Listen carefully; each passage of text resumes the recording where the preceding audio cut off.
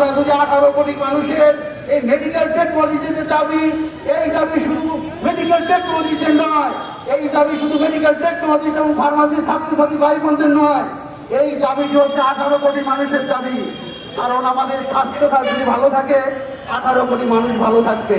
আপনারা জানেন বিশ্বের সাথে তাল মিলিয়ে বাংলাদেশও আস্তে আস্তে বিভিন্ন প্রযুক্তির মাধ্যমে, মেশিনারিজের মাধ্যমে চিকিৎসা সেবায় অনেক উন্নতি সাধন করেছে।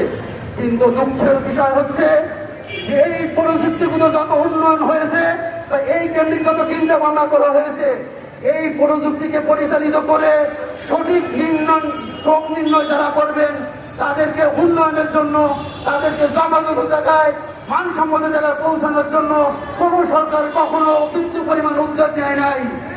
আমরা যারা মেডিকেল টেকনোলজিস্ট রয়েছি, আমরা এই জাতিকে ভালোবেসেই, আমরা 18 কোটি মানুষের কল্যাণ চিন্তা করেই আমাদের কোন ধরনের সুযোগ সুবিধা না দেওয়া সত্ত্বেও আমরা দীর্ঘদিন অবহেলিত বঞ্চিত থেকে মানুষের পাশে সেবা দিয়ে যাচ্ছি।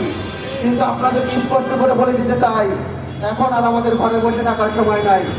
এখন আমাদের দেওয়ালে পিঠ থেকে গেছে। আমরা বাধ্য, আমাদের ছাত্রছাত্রী ভাই বোনেরা বাধ্য হয়েছে রাজপথে নামতে।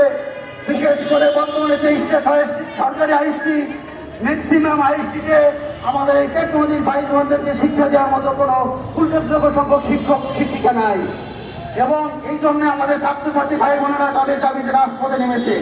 আমরাও আমাদের অফিসে, কর্মক্ষেত্রে, সামাজিকভাবে, রাষ্ট্রীয়ভাবে আমাদের যথাযথ মর্যাদা না পাওয়ার কারণে আমরা আজকে থেকে রাজপথে নামতে বাধ্য হয়েছি। আমি সরকারকে বলতে চাই এবং স্বাস্থ্য বিভাগকে বলতে চাই, আপনারা দ্রুত আমাদের দাবি মেনে নিন। এবং আমরা মেডিকেলের মধ্যে একটা মহৎ পেশায় আছি, আমরা আমাদের এই মহৎ পেশার মাধ্যমে ঘরে ফিরে যেতে চাই।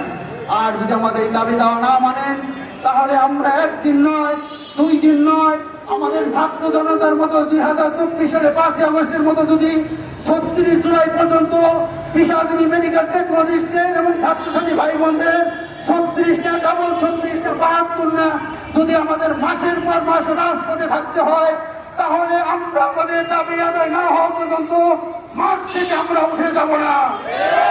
তাই আসুন আমাদের এই ন্যায্য 6 দফা দাবিকে মেনে নিন, স্বাস্থ্য খাতের উন্নতি করুন, বাংলার 18 কোটি মানুষকে স্বাস্থ্যসেবা নিশ্চিত করুন। আমি এই উদাত্ত আহ্বান জানিয়ে আমার বক্তব্য